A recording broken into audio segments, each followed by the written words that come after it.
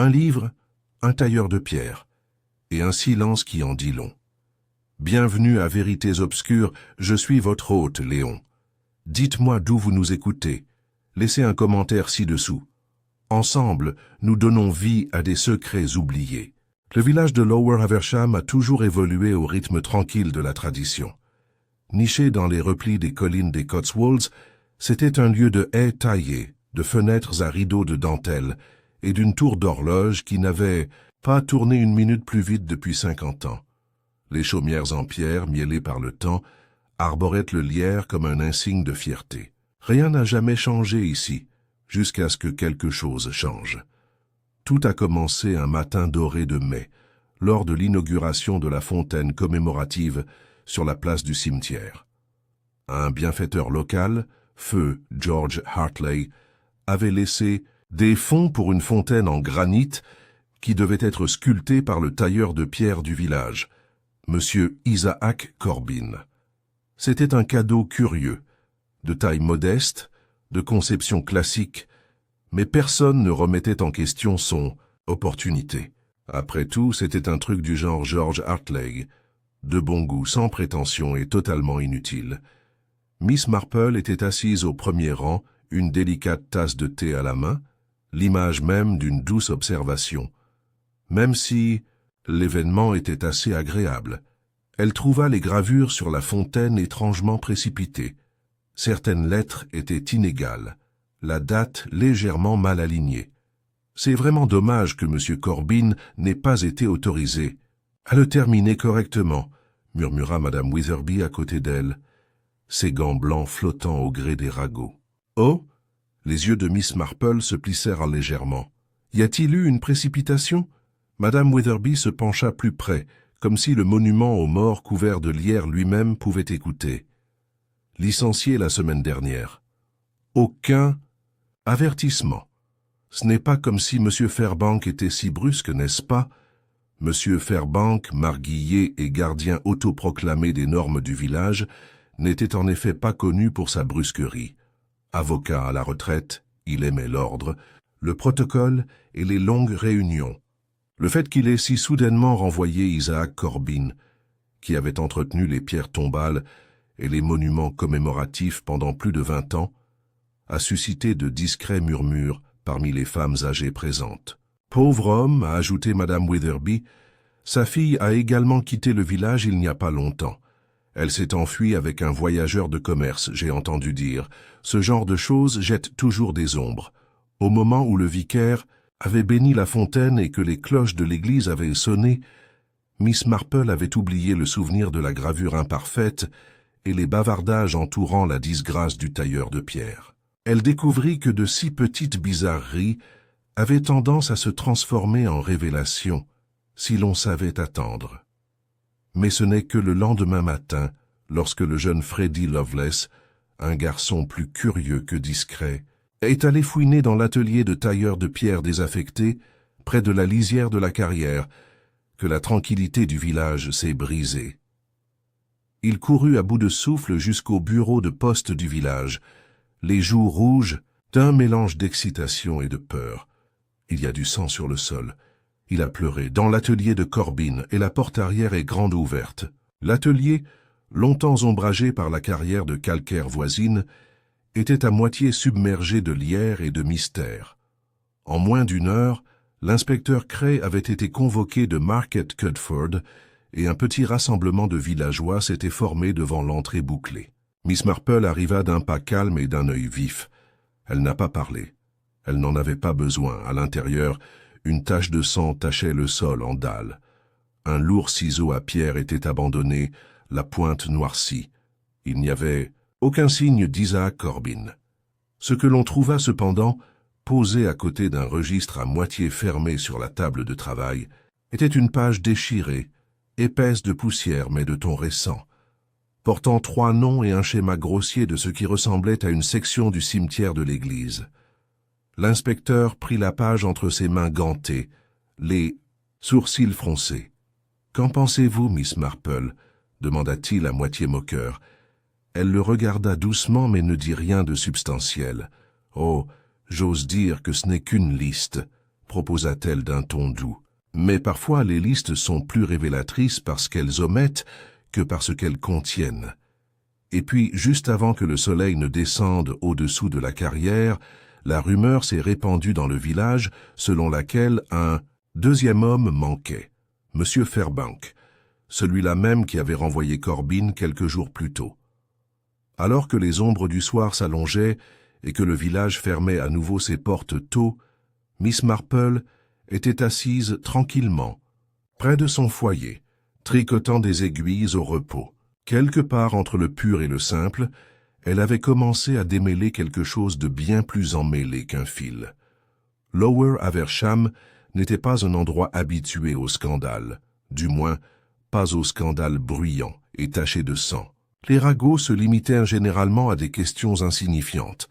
Qui avait taillé ces haies trop tôt, dont la nièce portait trop de rouge à la foire des récoltes, et si les sermons du nouveau vicaire étaient un peu trop modernes. Mais avec la disparition d'un tailleur de pierre, une inquiétante tache de sang et la disparition du pointilleux M. Fairbank, le village s'est retrouvé enflammé de chuchotements à peine déguisés en inquiétude. En milieu de matinée, la poste était devenue une ruche de spéculation. Madame Penelope Arkwright, qui gérait les cachets et les secrets avec le même talent, se penchait dramatiquement par-dessus le comptoir alors qu'elle racontait la découverte de Freddie Lovelace pour la 4e fois cette heure-là. Ce n'était pas juste un endroit, remarquez, a-t-elle souligné, baissant la voix pour un effet dramatique. Toute une tache de sang recouvrait le sol en pierre, comme si quelque chose ou quelqu'un avait été traîné. « Oh mon Dieu !» marmonna Miss Templeton, l'institutrice à la retraite, en serrant un peu plus fort son sac à main. « Pensez-vous que c'est un meurtre ?»« C'est ce que l'inspecteur est ici pour déterminer, » répondit Madame Arkwright. « Mais si, vous me le demandez, il n'est pas nécessaire de deviner beaucoup. Isaac Corbin a été licencié dans d'étranges circonstances, et maintenant, lui et M. Fairbank ont disparu. Qu'est-ce que cela pourrait être d'autre ? Plusieurs têtes hochèrent à la tête, quoique avec inquiétude. Madame Dunstable, qui était venue chercher du sucre d'orge et était repartie avec une portion complète de drames locaux, a fait remarquer « Ce n'est pas comme si nous ne savions pas que les gens cachent des choses dans ce village. Tout le monde semble si ordinaire jusqu'à ce qu'il ne le soit plus. » De son siège près de la fenêtre, Miss Marple écoutait sans en avoir l'air. Elle avait acheté une petite boîte de cirage à la lavande pour ses chandeliers en argent et était maintenant assise tranquillement, attendant le courrier du matin, l'expression d'un doux intérêt. Des années d'expérience lui avaient appris que les gens cachaient rarement leur nature. Ils l'enfouissaient simplement dans une conversation polie. « Vous ne pensez pas que cela ait à voir avec ce grand livre ?» continua Madame Arkwright. « Sa curiosité démasquée. Freddy a dit qu'il y avait une page déchirée, des noms griffonnés au crayon. C'est un peu étrange, n'est-ce pas? Quel genre de registre un tailleur de pierre tiendrait-il pour répertorier les noms et les diagrammes? Je suppose que tous les artisans gardent une trace de leur travail, dit Miss Marple avec légèreté. La question est, quelle œuvre enregistrait-il et pourquoi quelqu'un a-t-il pensé qu'il valait mieux déchirer une page? Le commentaire resta dans l'air pendant un moment, comme de la fumée avant de se dissiper. Les femmes échangèrent des regards. Dehors, le ciel avait commencé à changer, les nuages tombant paresseusement sur la cime des arbres lointains. C'était une journée douce et incertaine, une de ces journées intermédiaires qui ne semblaient ni printanières ni estivales. Le genre de jour, pensa Miss Marple, où les vérités étaient les plus susceptibles d'être révélées au grand jour. À la sortie du village, le sergent Wickham traversa péniblement le chemin de gravier menant à l'atelier du tailleur de pierre. C'était un homme solide et pragmatique de 38 ans qui connaissait les villageois de Lower Haversham depuis son enfance. C'est précisément pourquoi il trouve l'enquête en cours troublante. Dans l'atelier sombre, l'inspecteur Cray était revenu examiner le sol taché de sang. Un agent de police avait dépoussiéré les empreintes, même si Miss Marple, lors de sa visite, avait suggéré avec tact que de telles surfaces sont rarement utiles, je trouve. Elle avait raison, bien sûr. La pierre et la poussière conspiraient contre le travail de la police moderne. Toujours aucune trace de Fairbank, dit doucement Wickham en rejoignant l'inspecteur. Personne ne l'a vu depuis l'inauguration. La gouvernante a dit qu'il n'était jamais rentré chez lui. Sa voiture est toujours dans son allée. Cray fronça les sourcils. Pas de notes, pas de sac préparé, et il n'est jamais parti sans en informer quelqu'un. Wickham secoua la tête. Madame Calthorpe, la gouvernante, a dit qu'il avait agi pas vraiment nerveux, mais tendu, vif même, et très préoccupé par le projet commémoratif ces dernières semaines. Cray se dirigea vers l'établi. La page déchirée est restée scellée dans une enveloppe de preuves. Ce registre, il y a quelque chose qui nous manque. Regardez ces noms. Hargrave, Morton, Ellis. L'un d'entre eux vous est familier? Wickham hocha lentement la tête. Ils sont tous enterrés dans le cimetière. Morton est décédé il y a 2 ans. Hargrave était un vieux fermier, décédé en 1953. Ellis, c'était la veuve qui dirigeait la boulangerie. Elle est décédée juste avant Noël de l'année dernière. Curieux. Cray tapota pensivement l'enveloppe. Et pourquoi schématiser leur lieu de sépulture? À moins que... Wickham hésita. À moins que quelqu'un ait cru que quelque chose était enterré avec eux. Cela fit réfléchir Cray. Un secret, quelque chose qui mérite d'être caché, ou pour lequel il vaut la peine d'être tué. De retour dans son salon de Hillside. Cottage, Miss Marple remuait une théière avec une douce précision. Ses doigts bougeaient avec leur grâce habituelle, mais son esprit était ailleurs. Elle s'est assise avec son vieil ami, la veuve du révérend Caldwell, qui était venue pour une brève conversation, qui s'est naturellement transformée en une discussion approfondie sur l'excitation récente. « J'ai toujours trouvé Monsieur Fairbank plutôt particulier », remarqua Madame Caldwell en attrapant un sablé. Le genre d'homme qui se souvenait des torts de chacun et d'aucune de leurs vertus, surtout quand il s'agissait d'argent. Il était à cheval sur les reçus, les registres et les signatures. En effet, a déclaré Miss Marple, un homme doté d'une mémoire des plus fiables, mais enclin peut-être à oublier la gentillesse. « Et Isaac Corbin ?» demanda doucement son ami. « Un artisan », répondit Miss Marple en versant. « Calme, fiable. Sa femme est décédée, il y a quelques années. Il adorait sa fille. Cela a dû l'affliger terriblement quand elle est partie. » Madame Caldwell hocha la tête. Cela a semblé l'endurcir. J'ai remarqué un changement, vous savez. Ses yeux sont devenus plus froids. Et il a arrêté d'assister au service du dimanche. Miss Marple sirota son thé. Le chagrin produit des choses étranges. Mais le chagrin et la culpabilité se manifestent de manière très différente. L'horloge sonnait doucement sur la cheminée. Alors que le son s'éteignait, Miss Marple se leva et sortit un petit cahier de son bureau. À l'intérieur se trouvaient des observations griffonnées, des dates et une note étrange, gravure inachevée, hache mal alignée. Pourquoi se précipiter? Elle y jeta un nouveau coup d'œil, le regard lointain. Les gens trahissent souvent, et leur urgence entre leurs mains, murmure-t-elle. Après tout, les erreurs sont rarement accidentelles. Ce sont les empreintes digitales de l'anxiété. Ce soir-là, le village s'est réuni dans la salle paroissiale pour ce qui a été poliment appelé une mise à jour communautaire. En vérité, c'était un rassemblement d'esprits anxieux, avides de réconfort, et peut-être d'un petit spectacle. L'inspecteur Cray se tenait devant, s'adressant aux rangées de chaises en bois remplies de visages familiers. Miss Marple était assise au milieu, flanquée de Madame Weatherby et de la mère de Freddy, dont le fils n'avait plus le droit de s'approcher de la carrière. Il n'y a à l'heure actuelle aucune preuve confirmée d'un acte criminel, annonça Cray, même si son ton manquait de conviction. Monsieur Corbin et Monsieur Fairbank sont portés disparus, certes, mais nous ne pouvons pas tirer de conclusion hâtive. Un murmure de malaise parcourut la pièce. Était-il vrai, s'est exclamé un homme à l'arrière, que Corbin tenait un registre secret, une sorte de code? Cray n'hésita que brièvement. Il y avait un document avec des noms et des schémas.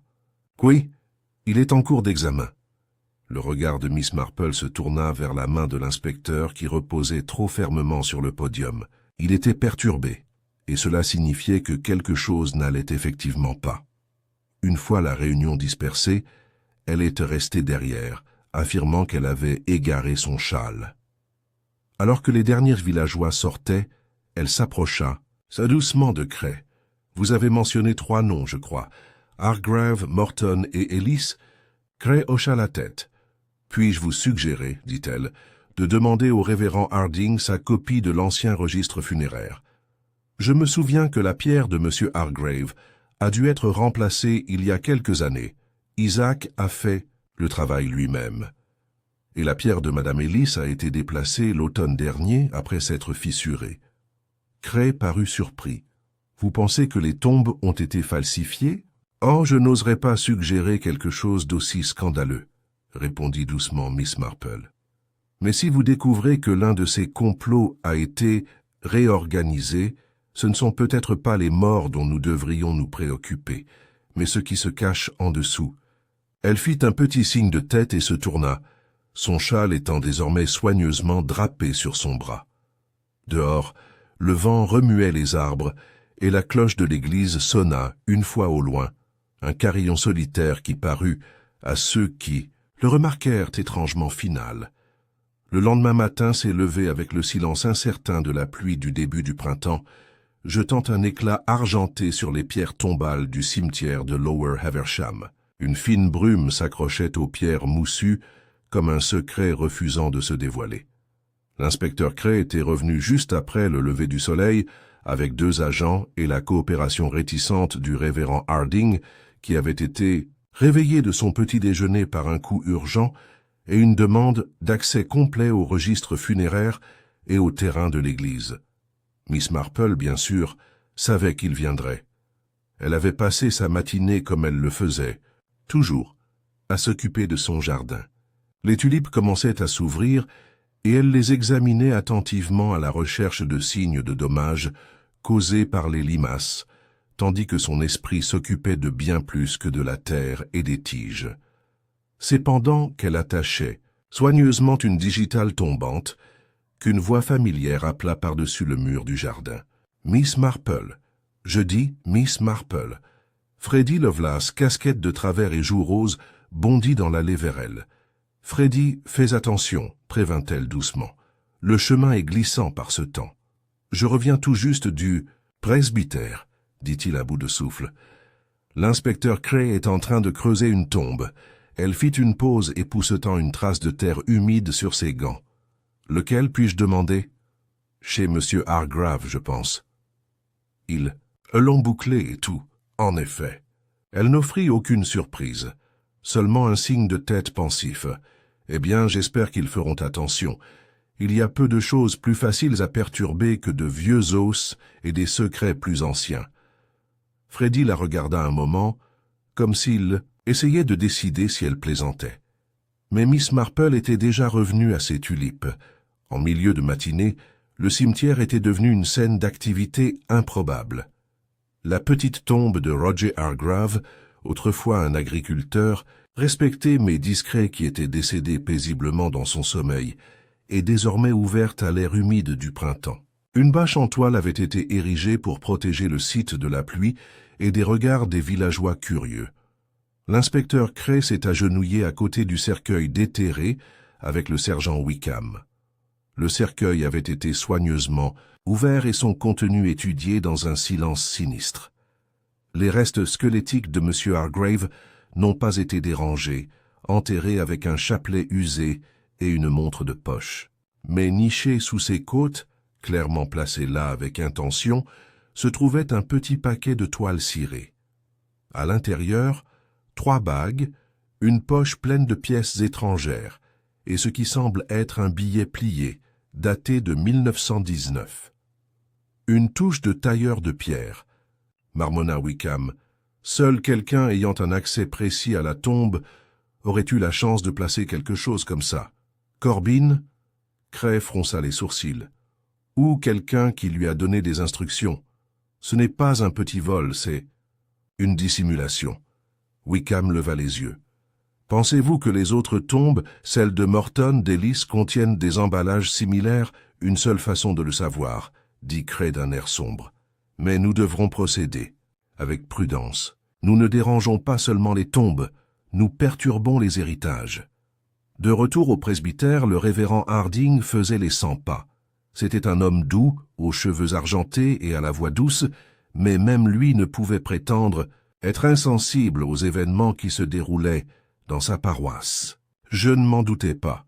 Je veux dire, c'est presque impensable, a-t-il confié à Miss Marple, qui était arrivée sous prétexte de livrer du sirop de fleurs de sureau, mais avait été invitée à l'intérieur quelques minutes plus tard. Ce sont précisément les choses que nous croyons impensables, qui ont tendance à passer entre les mailles du filet, dit-elle doucement. Puis-je voir le registre, révérend? Il la conduisit à son bureau, où un grand volume relié en cuir reposait sur une table d'appoint. Le registre des sépultures de l'église Saint-Barnabé, chaque nom gravé à l'encre décolorée, les dates précises, les lieux enregistrés au pied.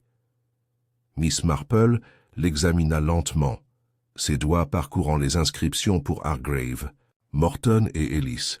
Rien ne semblait anormal, jusqu'à ce qu'elle s'arrête à la notation de Madame Ellis. « Il y a une incohérence ici, » dit-elle doucement. Harding regarda la page. « Le numéro du terrain funéraire ?»« Exactement. Cette entrée indique qu'elle a été enterrée dans la parcelle 7B. Mais si je me souviens bien, la pierre repose maintenant sur la parcelle 7A. » Palisan, révérend, cligna des yeux. « Cela doit être une erreur matérielle. » Le ton de Miss Marple resta doux, ou un repositionnement délibéré. Elle ferma soigneusement le livre et se leva. « Merci, révérend. Je crois que ce vieux livre peut aider à démêler bien plus que de simples enregistrements. » Pendant ce temps, l'absence de M. Fairbank commençait à ronger le village. Sa maison, une étroite demeure en pierre nichée entre celle du marchand de légumes, et la bibliothèque est restée fermée. Madame Calthorpe, sa gouvernante, avait parlé à la police mais restait muette envers quiconque, même si son visage tiré et ses regards nerveux laissaient entendre qu'elle en savait plus qu'elle n'osait dire. Madame Arkwright, comme c'était son talent, avait déjà dressé une liste de théories. « Il s'est enfui », a-t-elle annoncé au salon de thé, parce qu'il savait ce qu'il y avait dans cette tombe. Conscience coupable. Notez mes paroles. « Oh, c'est absurde », a répliqué M. Weatherby. « Il a été kidnappé, c'est la seule raison pour laquelle un homme comme Fairbank disparaîtrait. Pas de dette, pas de scandale, il était aussi ennuyeux qu'un biscuit. »« Mais et si ?» murmura Miss Templeton. « Quelqu'un voulait qu'il parte avant qu'il puisse parler ?» Cette idée a suscité une vague d'inconfort, même parmi la tranche de thé et de citron. À Hillside Cottage, Miss Marple avait placé le registre, à côté de ses notes, et était en train de dresser une carte mentale du cimetière. Ses doigts bougeaient régulièrement sur un petit morceau de dentelle pendant qu'elle réfléchissait, ses aiguilles à tricoter mises de côté pour le moment. 3 noms, 3 tombes. Tout cela cachait peut-être quelque chose qui avait appartenu à quelqu'un d'autre. Sa mémoire remontait à la fille d'Isaac Corbin, Lucie, n'est-ce pas? La fillette était brillante, peut-être un peu trop intelligente au goût de son père. Elle avait quitté le village avec un homme qui vendait des radios depuis l'arrière d'une camionnette, et depuis, personne n'a eu de ses nouvelles. Mais Miss Marple se souvenait avec une certaine clarté d'un jour 2 ans auparavant, où Lucie avait longuement parlé de quelque chose d'étrange que son père avait découvert. Un morceau de papier glissé dans une pierre tombale creuse avec des chiffres et des initiales. À l'époque, cela ressemblait à une imagination de jeunesse. Maintenant, cela ressemblait à un message. Ce soir-là, alors que le village tombait dans un silence inquiet, l'inspecteur Cray retourna à l'atelier.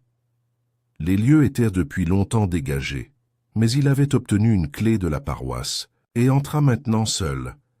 Il alluma la lampe à huile sur l'établi et examina à nouveau le registre. Il y avait des marques, des empreintes laissées sur la page opposée à celle manquante. Il a doucement ombré la surface avec un crayon, révélant des lettres fantômes. RH. WW. 7 pièces. Déplacer Ellis avant la fin du mois. Registre. À scellé, il regarda les inscriptions. WW. Derrière lui, la porte s'ouvrit en grinçant. Il se tourna rapidement, mais ce n'était que le sergent Wickham. Inspecteur, dit Wickham essoufflé. Nous venons de recevoir un rapport. Le corps d'un homme a été retrouvé dans la carrière. La mâchoire de Cray se serra. OMS? Difficile à dire, répondit Wickham, mais il correspond à la description générale de M. Fairbank. Le visage de l'inspecteur s'assombrit. Prévenez Miss Marple, dit-il après une pause, et faites monter le corps. Nous aurons besoin d'une confirmation. Wickham hésita. Tu penses vraiment qu'elle... Oui, dit simplement Cray. Elle voit des choses que nous ne voyons pas. Et j'ai le sentiment qu'elle sait déjà quelque chose que nous n'avons pas encore découvert. Alors que la nuit tombait sur Lower Haversham, un léger vent remuait le lierre sur les murs de l'atelier. Au loin, la cloche de l'église restait immobile. Mais pour la première fois de mémoire d'homme, le village ne se sentait pas en sécurité sous son carillon silencieux. La journée suivante s'est déroulée sous un ciel dense, épais et couvert d'obscurité. L'air transportait l'odeur piquante, des pierres taillées et des pluies précoces, accrochées aux haies et pénétrant dans les rues pavées. La rumeur s'était répandue rapidement, bien plus vite que l'inspecteur ne l'aurait souhaité, selon laquelle un corps avait été retiré de l'ancienne carrière juste après l'atelier du tailleur de pierre.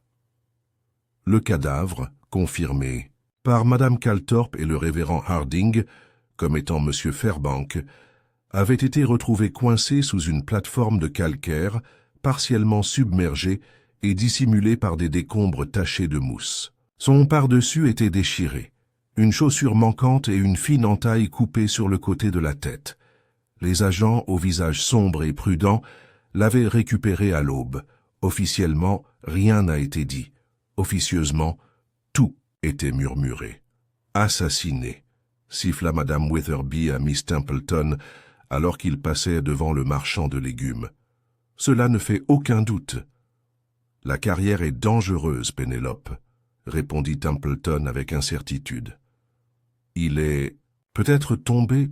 Ne soyez pas stupide. Des hommes comme Fairbank ne se contentent pas d'errer dans les carrières la nuit. Miss Marple, qui inspectait les premières rhubarbes chez l'épicier, a offert un doux bonjour aux deux hommes, les faisant se raidir. Leur bavardage cessa immédiatement, mais pas avant qu'elle ne perçoive une trace d'inquiétude dans la voix de Madame Witherby. À présent, elle s'était habituée à la manière dont la vérité surgissait juste sous la surface des bavardages du village. Les gens parlaient parce qu'ils avaient besoin de protéger quelque chose, leur certitude, leur peur ou, plus souvent, leur place dans le récit. Et un nouveau récit commençait à prendre forme. Au poste de police de Market Cudford, l'inspecteur Cray était assis, les manches retroussées et les doigts attachés devant lui. De l'autre côté du bureau était assis l'ancien apprenti d'Isaac Corbin, William Prentice, âgé d'une vingtaine d'années, large d'épaules et visiblement agité. « Nous devons demander à nouveau, » dit doucement Cray. « À quand remonte la dernière fois que vous avez vu M. Corbin ?» Will se frotta la mâchoire. « Il y a une semaine, il était de mauvaise humeur. Il a dit qu'il avait été licencié injustement. » « Est-ce qu'il a dit pourquoi ?» Will hésita. « Juste quelque chose à propos d'un désaccord avec Fairbank. Il a dit qu'il n'aimait pas qu'on lui dise quoi cacher. » Le sourcil de Cray se leva. « Ce sont exactement ces paroles, assez près. Écoute, je ne voulais pas forcer. Isaac n'était pas du genre à être poussé. Si quelque chose le dérangeait, il le ciselerait dans la pierre avant de le dire à haute voix. » Wickham, appuyé contre le classeur, intervint. « A-t-il déjà mentionné des travaux effectués officieusement? Des modifications graves et inhabituelles ?» Will bougea avec inquiétude. « Pas vraiment, mais je l'ai aidé une nuit, il y a environ 6 mois, à déplacer une pierre que nous avions déjà placée une fois. Il a dit qu'elle n'était pas de niveau, mais je jure que ça avait l'air bien. Je m'en souviens parce que nous l'avons fait après la tombée de la nuit, et il m'a fait promettre de ne pas en parler. Et de quelle tombe s'agissait-il? Will avala. Madame Ellis. Cray échangea un regard avec Wickham. C'est le deuxième. Non dans le grand livre. Il se pencha en avant. Will, j'ai besoin que tu sois honnête. Y a-t-il une raison pour laquelle Corbin aurait pu vouloir écarter Fairbank? Will se hérissa. Je vous le dis, Isaac n'était pas violent. Il s'est mis en colère, bien sûr, amer, mais pas comme ça. Si vous pensez qu'il a fait quelque chose à Monsieur Fairbank, vous vous trompez. Mais il a disparu, dit doucement Cray. Et il a laissé derrière lui un atelier sanglant, un registre déchiré et une traînée de secrets qui tous ramènent à lui. Will secoua la tête et se leva. Peut-être qu'il se cache, inspecteur. Peut-être qu'il avait peur. Mais Isaac, Corbin n'a tué personne. En quittant la gare, Cray se rassit lourdement sur sa chaise. Soit il ment, soit il le protège. Wickham hocha lentement la tête. Nous avons donc deux hommes portés disparus. L'un est désormais mort, l'autre a disparu, et un réseau de tombes altérées. À qui profite?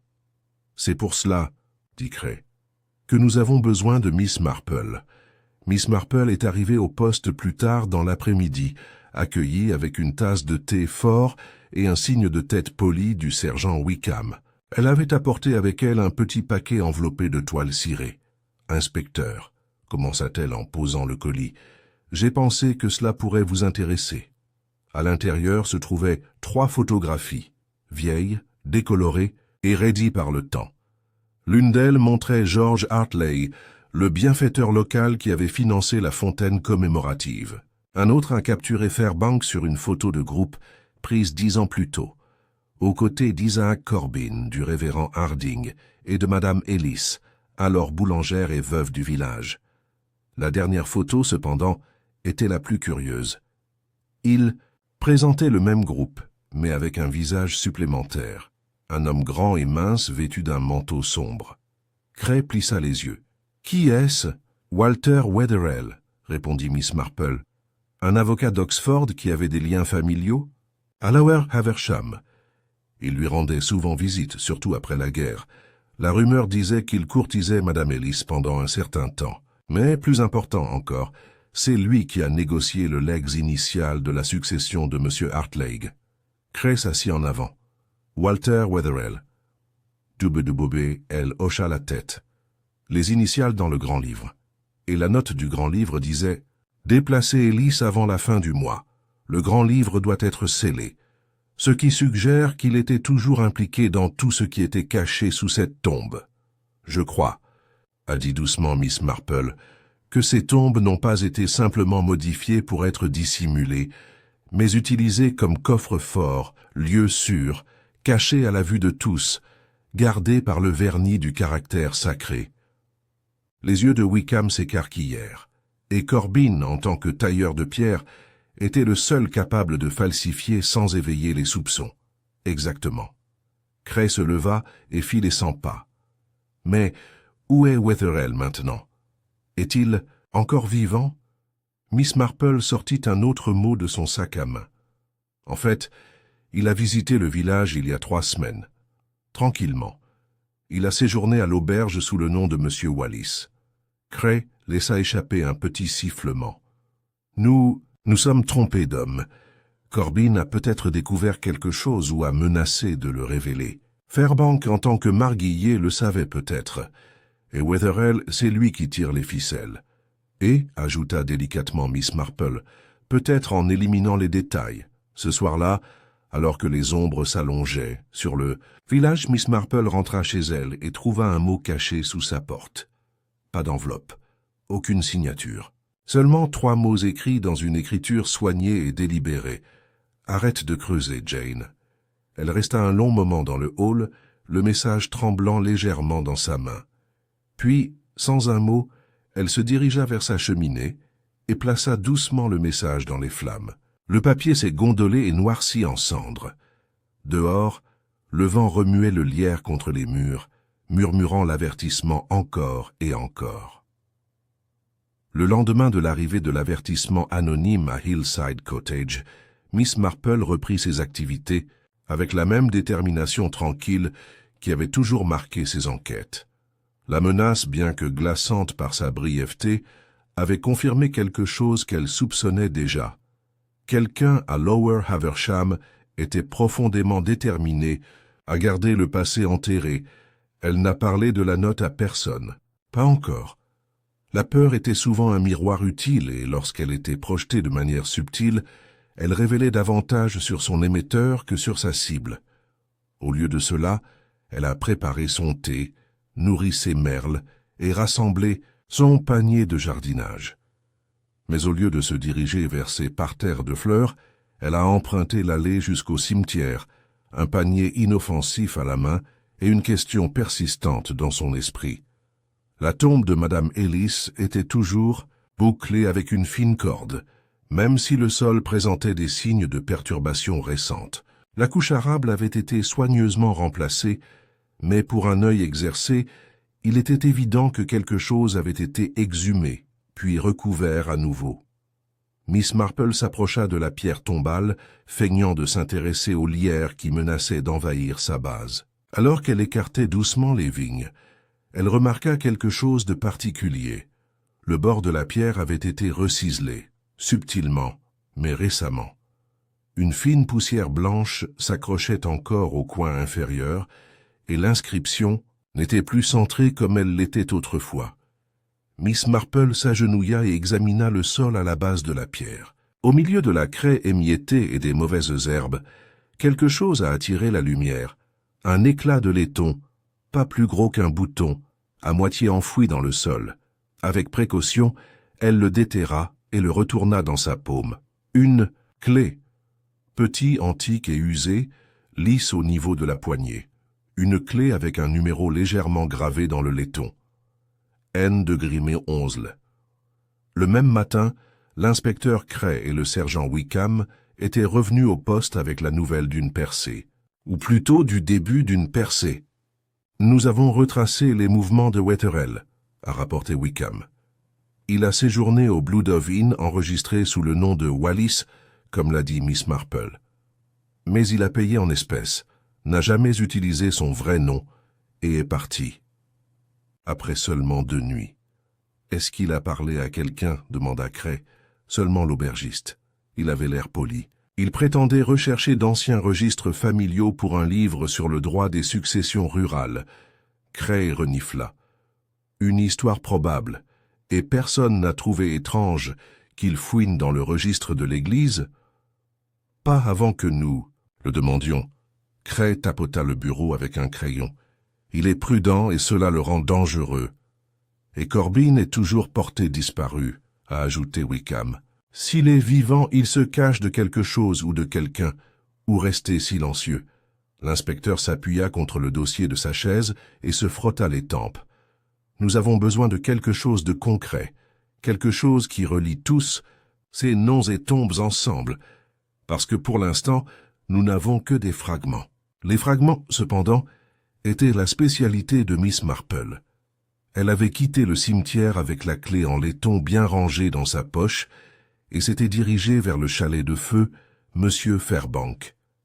Les agents avaient terminé leurs recherches initiales et la maison restait silencieuse, les fenêtres fermées et le jardin négligé. Mais Miss Marple connaissait Fairbank depuis de nombreuses années. C'était un homme exigeant, qui croyait qu'il fallait tenir des registres, verrouiller les portes et cataloguer tout ce qui avait de la valeur. Elle fut accueillie sur le chemin par Madame Calthorpe, la gouvernante, le visage pâle et les mains s'inquiétant de son tablier. « Oh, Miss Marple, c'est terrible, vraiment terrible. Je n'arrive pas à croire qu'il soit parti. Je suis vraiment désolée, ma chère, » dit doucement Miss Marple. « Vous étiez très dévouée. » Madame Calthorpe renifla. « Je lui ai gardé la maison. Pendant près de 20 ans. Je n'ai jamais manqué un mardi. J'ai toujours laissé ses livres en ordre. Il aimait ça, vous savez, l'ordre. »« Je m'en souviens, » dit doucement Miss Marple. « Et a-t-il par hasard tenu un bureau personnel, dans un endroit privé ?»« Oh oui, » répondit Madame Calthorpe, hésitante. « La petite pièce au fond, il la gardait toujours fermée à clé. »« Cela vous dérangerait-il vraiment si je jetais un coup d'œil ?» La gouvernante parut incertaine, puis céda. L'inspecteur l'a déjà fouillé, mais Si quelqu'un pouvait y comprendre, c'est bien vous, Miss Marple. » Avec un signe de tête, elle la conduisit à travers le couloir étroit jusqu'à l'arrière de la maison, où une porte en chêne massif était entr'ouverte. Le bureau était faiblement éclairé et sentait légèrement le vieux tabac et le papier. Des livres remplissaient les étagères. Droit, histoire du village, essais théologiques, soigneusement rangés. Miss Marple entra et commença son examen silencieux. Elle ne cherchait pas ce qui était évident, mais ce qui était légèrement déplacé. Fairbank était méthodique. Tout ce qui était irrégulier ressortirait sûrement. Elle s'arrêta devant un grand classeur, tous les tiroirs étiquetés sauf un en bas, divers. Elle a essayé la poignée. Fermée. Un sourire effleura ses lèvres. Elle retira la clé en laiton et l'inséra. Avec un léger clic, le tiroir s'ouvrit. À l'intérieur se trouvaient plusieurs documents anciens, actes, lettres privées, et tout, au fond, un dossier en papier Kraft délavé marqué au crayon « H.L. Corbin ». Elle le libéra et l'ouvrit avec précaution. À l'intérieur se trouvaient 3 feuilles de papier, un contrat notarié, daté de 1957, nommant Isaac Corbin comme gardien des enterrements privés d'un certain nombre de bienfaiteurs anonymes. Les conditions de paiement étaient généreuses et le signataire n'était autre que Walter Wetherell, une carte dessinée à la main du cimetière, chaque parcelle numérotée dont 3 marquées à l'encre rouge, Hargrave, Ellis, Morton une liste de noms, certains barrés, Hartley, Fairbank, Corbin, Wetherell, et une autre, Lucy Corbin. Les doigts de Miss Marple se resserrèrent. Lucy, la fille.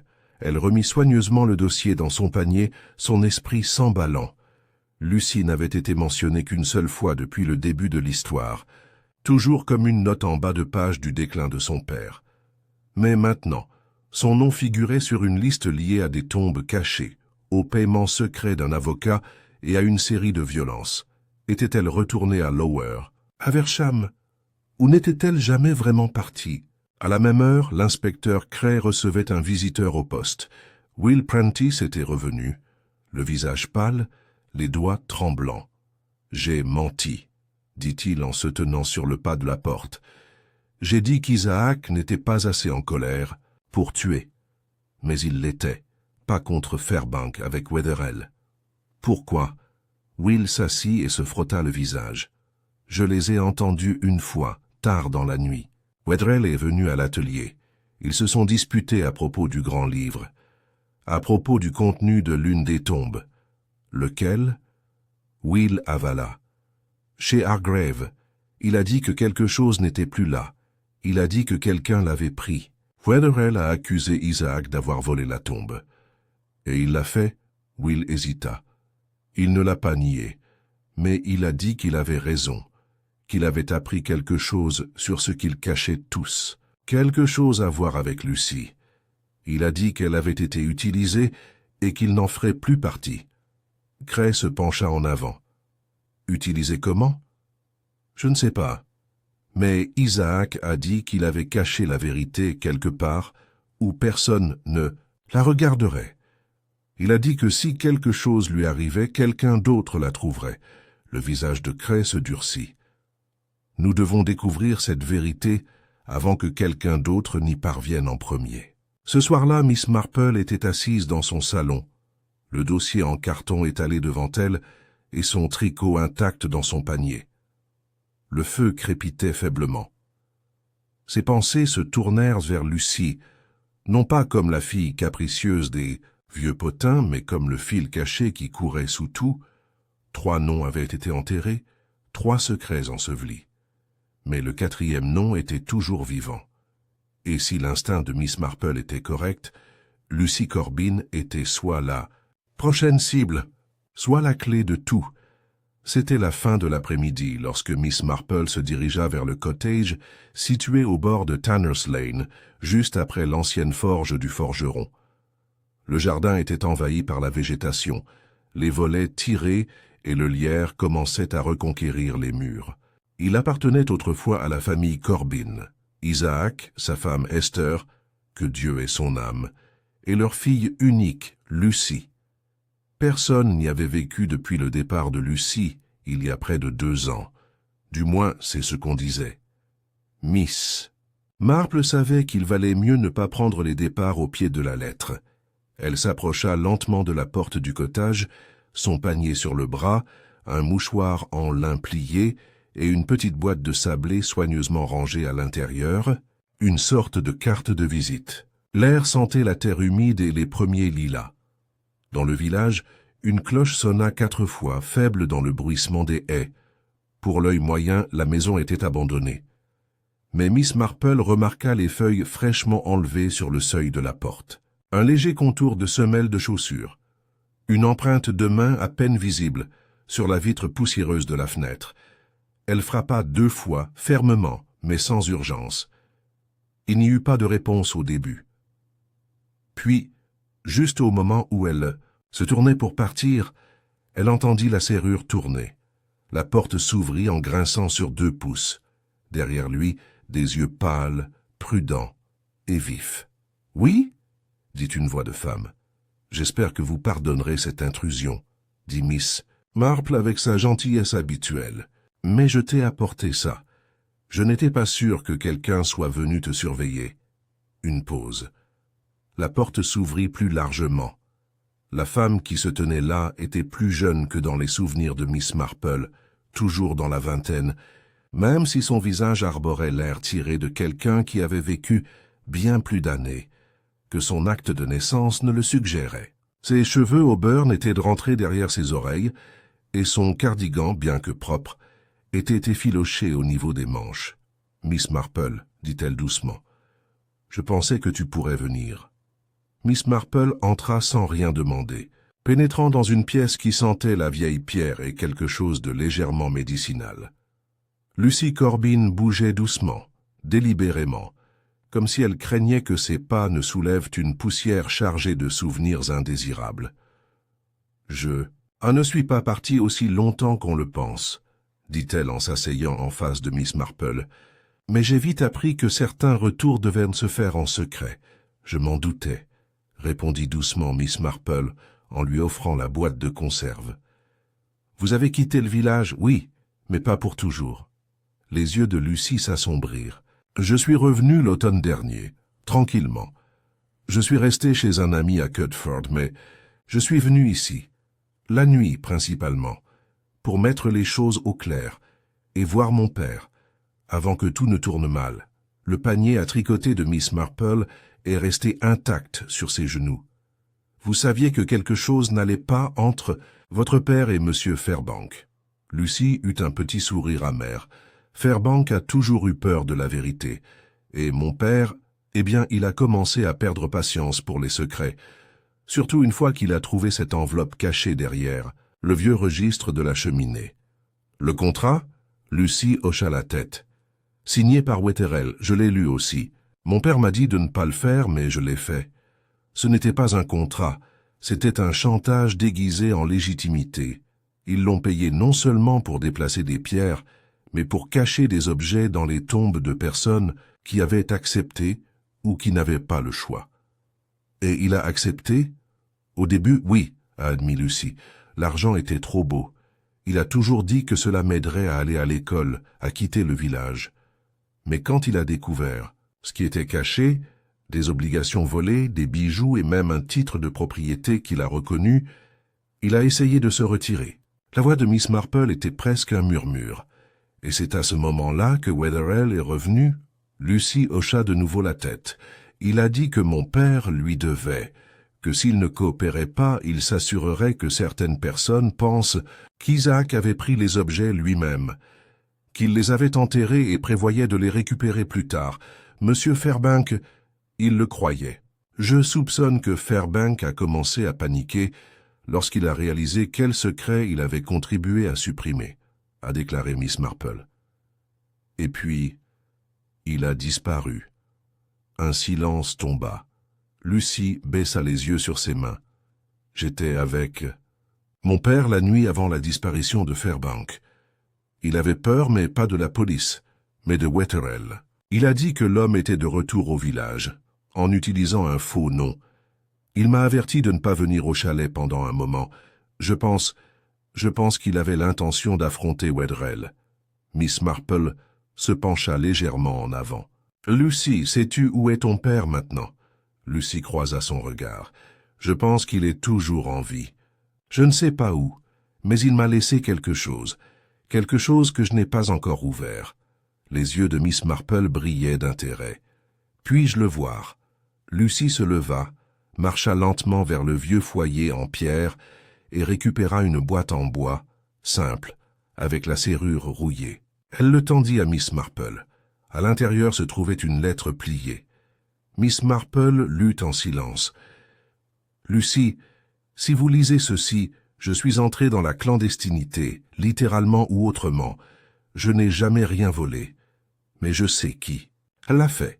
Vous ne devez faire confiance à personne d'autre qu'à Miss Marple. Elle connaît les gens mieux que moi.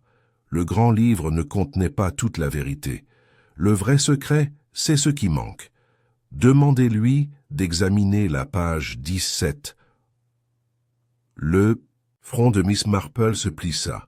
Elle se souvenait de la page 17, celle que tout le monde trouvait banale. 3 noms et un croquis. Elle avait vu le fantôme de l'écriture. Mais peut-être, l'indice ne résidait pas dans ce qui était écrit, mais dans ce qui avait été effacé. Au même moment, l'inspecteur Cray se tenait aux côtés du sergent Wickham, devant la maison de Madame Witherby. Une surprise, mais pas complète. Miss Marple avait suggéré, très gentiment, que Madame Witherby avait peut-être plus à voir avec cette affaire que quiconque ne le pensait. Elle avait toujours été bruyante, avide de détails, mais elle avait rarement parlé du passé. Cray se demandait maintenant ce qu'elle cachait. Lorsqu'ils frappèrent, elle ouvrit avec un sourire trop fixe pour être naturel. « Inspecteur. »« Sergent, à quoi dois-je le... »« Nous aimerions vous parler, si cela ne vous dérange pas, » dit poliment Cray. « À propos de Walter Wetherell. » Le sourire se brisa. « Wetherell. Bon Dieu, c'était il y a bien longtemps. Je n'ai pas vu cet homme depuis... Dans 3 semaines, » termina Wickham. « Il a séjourné au Blue Dove sous un faux nom. Vous lui avez rendu visite la nuit précédant la disparition de Fairbank. » Elle pâlit. « Eh bien, La voix de Cray se durcit. « Vous faisiez partie du projet d'enterrement, n'est-ce pas? Vous avez approuvé le don de Hartley. Vous avez négocié l'échange entre lui et Wetherell. » Madame Witherby se laissa tomber sur sa chaise d'entrée, agrippant le lacet de son col. « Je ne pensais pas que ça irait aussi loin, » murmure-t-elle. « Nous voulions seulement cacher des choses, pendant la crise des successions, après la guerre. C'était plus sûr que les banques. Du moins, c'est ce que Wetherell a dit. Et puis, alors les gens ont commencé à mourir. » Cray s'avança. « Avez-vous tué Fairbank? »« Non, » dit-elle rapidement. « Non, mais je sais qui l'a fait. Wetherell, il est revenu pour récupérer quelque chose de la tombe de Hargrave, et Fairbank a dû essayer de l'arrêter. » Elle inspira longuement. « Mais il n'était pas seul. Quelqu'un d'autre était avec lui. OMS ?» La voix de Madame Witherby tremblait. « Lucy, Corbin. » Ce soir-là, à Hillside Cottage, Miss Marple était de nouveau assise près de son feu. La boîte non ouverte de Lucy à côté d'elle et la page 17 posée sur la table sous une loupe. L'effacement a été astucieux, méticuleusement effectué. Mais en dessous, faible et indubitable, se trouvait un 4e nom, Elsie Lucy Corbin. Où était-ce? Miss Marple plissa les yeux. Cela pourrait aussi signifier tout autre chose. Code du grand livre. Elle regarda à nouveau, de plus près maintenant. Ce n'était pas seulement un registre d'enterrement. C'était un chiffre, et la clé de ce chiffre pourrait être enterrée non pas dans la pierre, mais dans la mémoire. La matinée s'est levée avec une clarté inhabituelle à Lower Haversham, comme si le ciel lui-même s'était arrêté pour écouter. Pourtant, dans ce calme tranquille, quelque chose bougeait sous la surface, comme l'instant juste avant qu'un rideau ne se lève ou qu'une porte ne se ferme derrière vous. À Hillside Cottage, Miss Marple était assise tranquillement dans son salon, le registre chiffré étalé devant elle. Elle avait placé une feuille de papier calque sur la page 17 et avait commencé à décoder les légères sous-impressions laissées par une main ferme et une conscience prudente. Les légères empreintes, sous les initiales effacées, avaient révélé ce qu'elle soupçonnait depuis longtemps. Une deuxième couche cachée du grand livre, qui ne reposait pas sur des noms, mais sur des symboles. Il y avait des chiffres, précis et délibérés. Pas de numéro de tracé, pas des dates, des coordonnées peut-être, ou quelque chose de plus banal en apparence, mais de but bien plus dangereux. « LC », murmura-t-elle encore en traçant les lettres. Oui, ça pourrait être Lucy Corbin. Mais l'instinct de Miss Marple lui disait que c'était trop simple. Non, les lettres n'étaient pas seules. Il faisait à partie d'une phrase griffonnée puis frottée presque proprement. LC. Code du grand livre. Clé dans le coin SE. Elle regarda la phrase et le message entre crochets. Le coin sud-est de quelque chose. Un livre? Un immeuble? Une pierre tombale? Ou le cimetière? Elle se leva aussitôt, remit le papier calque et la page originale dans son panier et alla chercher son châle. Le vent dehors était plus violent que prévu, fendant les haies avec une impatience printanière, mais Miss Marple ne se laissa pas décourager. Elle avait passé sa vie à écouter les murmures de la nature humaine, et elle savait quand quelque chose avait décidé de parler. Au même moment, l'inspecteur Cray faisait les 100 pas dans le couloir à l'extérieur de la salle de détention où était assise Madame Weatherby. Elle n'avait pas avoué le meurtre de Fairbank, mais elle avait admis avoir conspiré.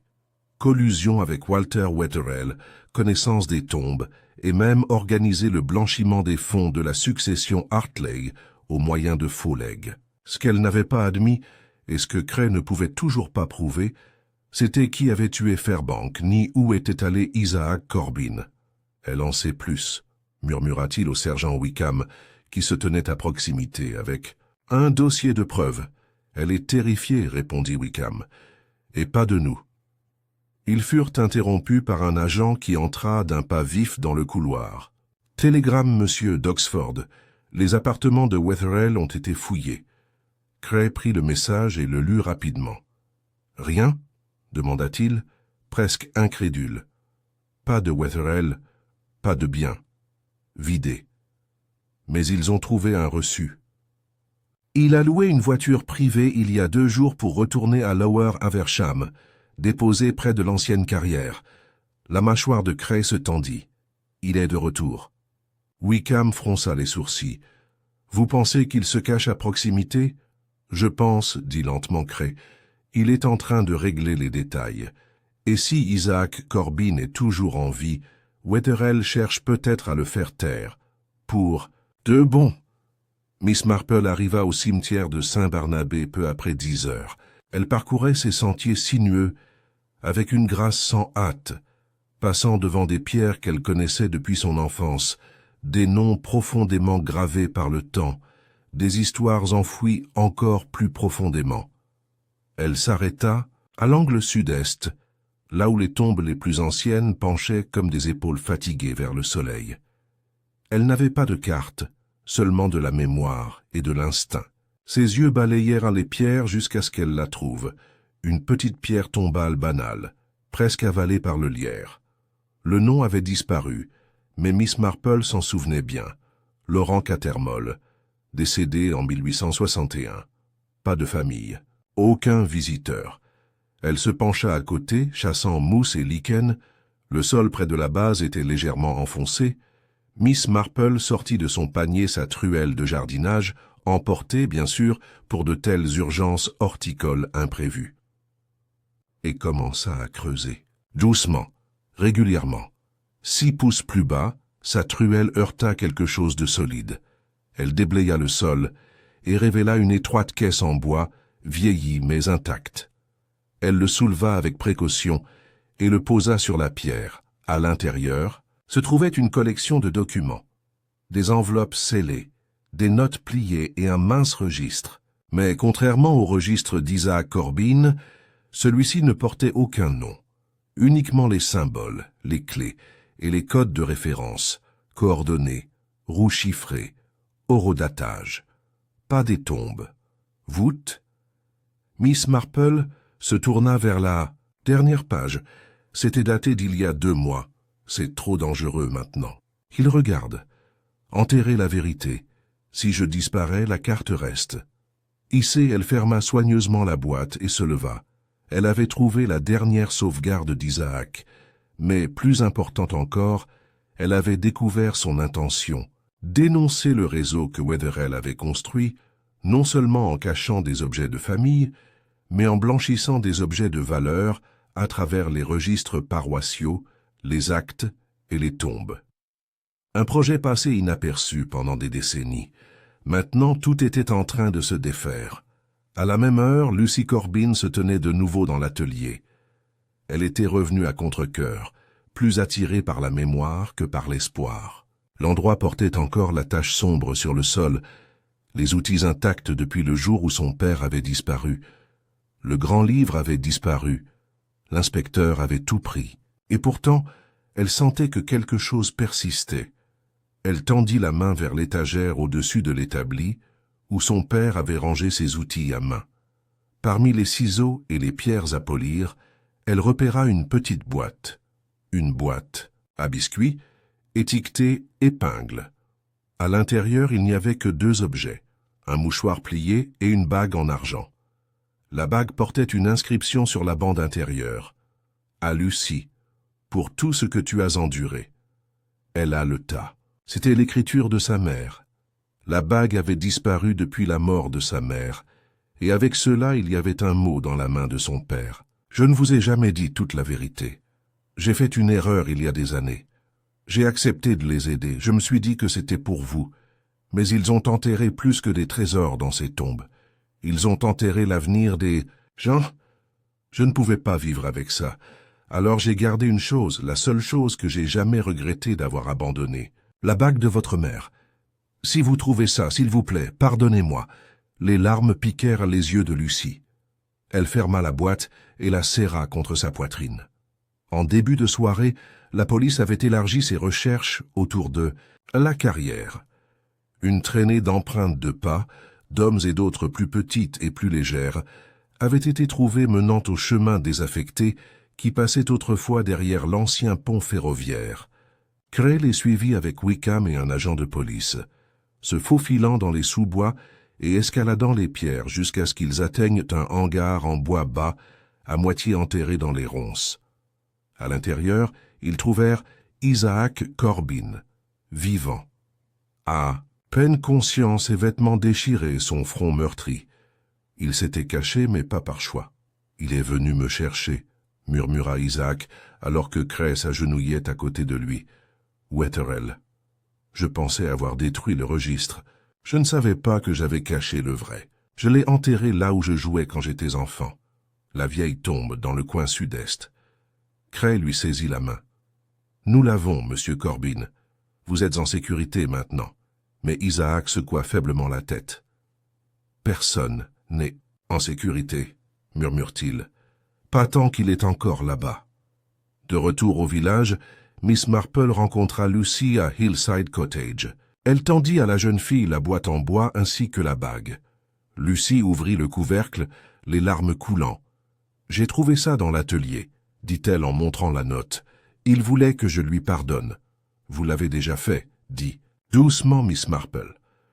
Dehors, le vent s'était encore levé. Des ombres s'étendaient sur le chemin comme de longs doigts agrippants. À l'intérieur, Miss Marple était de nouveau assise avec son tricot. Elle avait découvert le chiffre. J'ai découvert la carte. Ce soir-là, à Hillside Cottage, Miss Marple était de nouveau assise près de son feu. La boîte non ouverte de Lucy à côté d'elle et la page 17 posée sur la table sous une loupe. L'effacement a été astucieux, méticuleusement effectué. Mais en dessous, faible et indubitable, se trouvait un 4e nom, Elsie Lucy Corbin. Où était-ce? Miss Marple plissa les yeux. Cela pourrait aussi signifier tout autre chose. Code du grand livre. Elle regarda à nouveau, de plus près maintenant. Ce n'était pas seulement un registre d'enterrement. C'était un chiffre, et la clé de ce chiffre pourrait être enterré non pas dans la pierre, mais dans la mémoire. La matinée s'est levée avec une clarté inhabituelle à Lower Haversham, comme si le ciel lui-même s'était arrêté pour écouter. Pourtant, dans ce calme tranquille, quelque chose bougeait sous la surface, comme l'instant juste avant qu'un rideau ne se lève ou qu'une porte ne se ferme derrière vous. À Hillside Cottage, Miss Marple était assise tranquillement dans son salon, le registre chiffré étalé devant elle. Elle avait placé une feuille de papier calque sur la page 17 et avait commencé à décoder les légères sous-impressions laissées par une main ferme et une conscience prudente. Les légères empreintes, sous les initiales effacées, avaient révélé ce qu'elle soupçonnait depuis longtemps. Une deuxième couche cachée du grand livre, qui ne reposait pas sur des noms, mais sur des symboles. Il y avait des chiffres, précis et délibérés. Pas de numéro de tracé, pas des dates, des coordonnées peut-être, ou quelque chose de plus banal en apparence, mais de but bien plus dangereux. « LC », murmura-t-elle encore en traçant les lettres. Oui, ça pourrait être Lucy Corbin. Mais l'instinct de Miss Marple lui disait que c'était trop simple. Non, les lettres n'étaient pas seules. Il faisait partie d'une phrase griffonnée puis frottée presque proprement. LC. Code du grand livre. Clé dans le coin SE. Elle regarda la phrase et le message entre crochets. Le coin sud-est de quelque chose. Un livre? Un immeuble? Une pierre tombale? Ou le cimetière? Elle se leva aussitôt, remit le papier calque et la page originale dans son panier et alla chercher son châle. Le vent dehors était plus violent que prévu, fendant les haies avec une impatience printanière, mais Miss Marple ne se laissa pas décourager. Elle avait passé sa vie à écouter les murmures de la nature humaine, et elle savait quand quelque chose avait décidé de parler. Au même moment, l'inspecteur Cray faisait les 100 pas dans le couloir à l'extérieur de la salle de détention où était assise Madame Weatherby. Elle n'avait pas avoué le meurtre de Fairbank, mais elle avait admis avoir conspiré. Collusion avec Walter Wetherell, connaissance des tombes, et même organisé le blanchiment des fonds de la succession Hartley au moyen de faux legs. Ce qu'elle n'avait pas admis, et ce que Cray ne pouvait toujours pas prouver, c'était qui avait tué Fairbank, ni où était allé Isaac Corbin. « Elle en sait plus », murmura-t-il au sergent Wickham, qui se tenait à proximité, avec « un dossier de preuves. Elle est terrifiée, répondit Wickham, « et pas de nous. » Ils furent interrompus par un agent qui entra d'un pas vif dans le couloir. « Télégramme, monsieur d'Oxford. Les appartements de Wetherell ont été fouillés. » Cray prit le message et le lut rapidement. « Rien ?» demanda-t-il, presque incrédule. « Pas de Wetherell, pas de bien. Vidé. Mais ils ont trouvé un reçu. Il a loué une voiture privée il y a 2 jours pour retourner à Lower Haversham, déposé près de l'ancienne carrière. » La mâchoire de Cray se tendit. Il est de retour. Wickham fronça les sourcils. « Vous pensez qu'il se cache à proximité ?»« Je pense, dit lentement Cray. Il est en train de régler les détails. Et si Isaac Corbin est toujours en vie, Wetherell cherche peut-être à le faire taire. Pour de bon. » Miss Marple arriva au cimetière de Saint-Barnabé peu après 10 heures.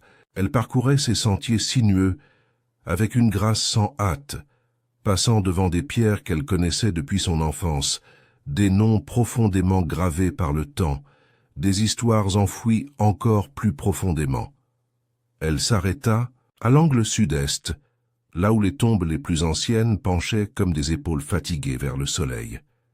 Elle n'avait pas de carte, seulement de la mémoire et de l'instinct. Ses yeux balayèrent les pierres jusqu'à ce qu'elle la trouve, une petite pierre tombale banale, presque avalée par le lierre. Le nom avait disparu, mais Miss Marple s'en souvenait bien. Laurent Cattermole, décédé en 1861.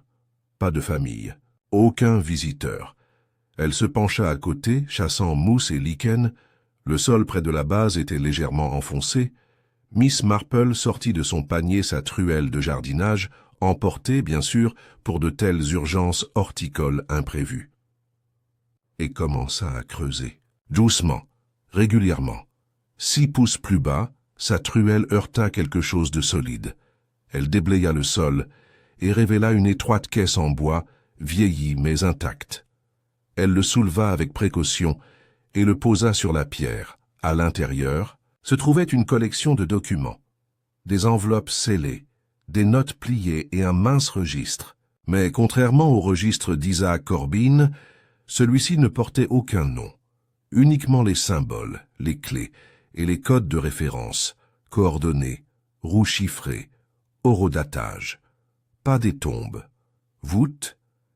Miss Marple se tourna vers la dernière page. C'était daté d'il y a 2 mois. C'est trop dangereux maintenant. Il regarde. Enterrer la vérité. Si je disparais, la carte reste. Hissée, elle ferma soigneusement la boîte et se leva. Elle avait trouvé la dernière sauvegarde d'Isaac, mais plus importante encore, elle avait découvert son intention, dénoncer le réseau que Wetherell avait construit, non seulement en cachant des objets de famille, mais en blanchissant des objets de valeur à travers les registres paroissiaux, les actes et les tombes. Un projet passé inaperçu pendant des décennies. Maintenant, tout était en train de se défaire. À la même heure, Lucy Corbin se tenait de nouveau dans l'atelier. Elle était revenue à contre-cœur, plus attirée par la mémoire que par l'espoir. L'endroit portait encore la tache sombre sur le sol, les outils intacts depuis le jour où son père avait disparu. Le grand livre avait disparu. L'inspecteur avait tout pris. Et pourtant, elle sentait que quelque chose persistait. Elle tendit la main vers l'étagère au-dessus de l'établi, où son père avait rangé ses outils à main. Parmi les ciseaux et les pierres à polir, elle repéra une petite boîte. Une boîte à biscuits, étiquetée « épingle ». À l'intérieur, il n'y avait que 2 objets, un mouchoir plié et une bague en argent. La bague portait une inscription sur la bande intérieure. « À Lucie, pour tout ce que tu as enduré. » Elle haleta. C'était l'écriture de sa mère. La bague avait disparu depuis la mort de sa mère, et avec cela il y avait un mot dans la main de son père. « Je ne vous ai jamais dit toute la vérité. J'ai fait une erreur il y a des années. J'ai accepté de les aider, je me suis dit que c'était pour vous. Mais ils ont enterré plus que des trésors dans ces tombes. Ils ont enterré l'avenir des gens. Je ne pouvais pas vivre avec ça. Alors j'ai gardé une chose, la seule chose que j'ai jamais regretté d'avoir abandonnée. La bague de votre mère. Si vous trouvez ça, s'il vous plaît, pardonnez-moi. » Les larmes piquèrent les yeux de Lucie.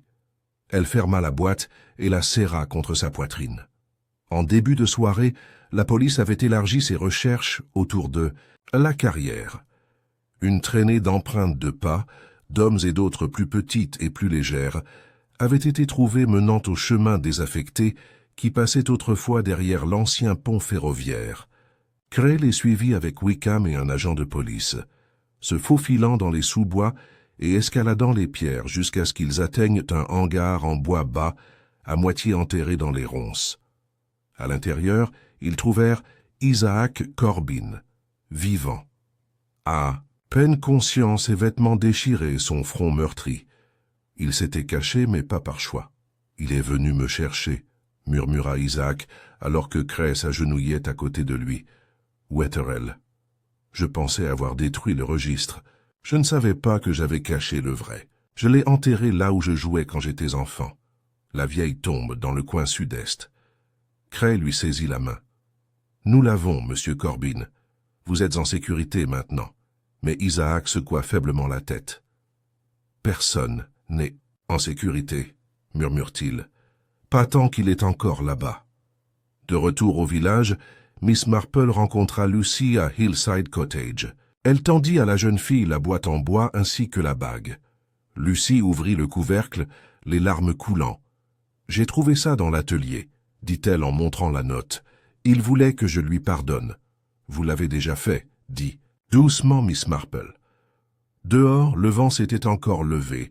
Des ombres s'étendaient sur le chemin comme de longs doigts agrippants. À l'intérieur, Miss Marple était de nouveau assise avec son tricot. Elle avait découvert le chiffre. « J'ai découvert la carte. » Mais Wetherell, fantomatique et insaisissable, était toujours introuvable. Et le dernier indice, soupçonnait-elle, ne s'était pas encore révélé. Le lendemain, le village de Lower Haversham portait sa quiétude comme un linceul. La baie Tempête qui avait grondé au loin pendant la nuit n'est jamais vraiment arrivée, mais les nuages persistaient, bas et inquiets, projetant une lumière grise et plate sur les pavés et les toits des maisons. À Hillside Cottage, Miss Marple remuait, son thé avec une patience mesurée. Son tricot gisait intact dans le panier à côté d'elle, et le courrier du matin restait fermé sur la table du hall.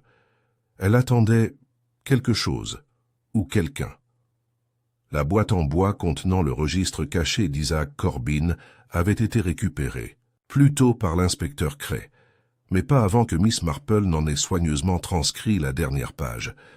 Elle avait mémorisé les coordonnées, les entrées finales et les 3 noms qui se côtoyaient d'une main soignée et, délibéré, Wetherell, Fairbank, Météo et en dessous, une dernière ligne soulignée 2 fois, preuve finale dans le clocher, preuve. Le mot résonnait comme le carillon de cette même cloche, qui n'avait pas sonné depuis le jour du dévoilement du mémorial. Une coïncidence? Miss Marple ne croyait pas à de telles choses. Elle se leva, attacha son châle et se dirigea vers l'église. L'église Saint-Barnabé se dressait au point culminant du village, sa façade en silex et en pierre humide de vieillissement. À mesure que Miss Marple approchait, le silence s'approfondissait. Même les corbeaux nichés dans la tour n'ont pas appelé ce matin-là. La porte était ouverte, comme toujours, et elle entra seule. À l'intérieur, l'air frais sentait légèrement la cire et le bois humide. Des particules de poussière dansaient à travers la lumière qui filtrait à travers les vitraux. Miss Marple ne fit aucun bruit lorsqu'elle traversa la nef et entra dans l'étroite cage d'escalier qui menait au beffroi. Les marches en spirale s'enroulaient étroitement, leurs bords usés témoignaient de 1000 ascensions prudentes. Lorsqu'elle atteignit la plateforme du clocher, elle s'arrêta, la main posée sur le rebord de pierre. Là, niché dans le creux derrière le support en bois de la cloche principale, se trouvait une sacoche, cuir vieilli et patiné par les intempéries. Elle la libérait. À l'intérieur se trouvaient des photographies, des documents et un petit appareil d'enregistrement, moderne, incongru et inattendu. Elle le retourna entre ses mains. Petit interrupteur.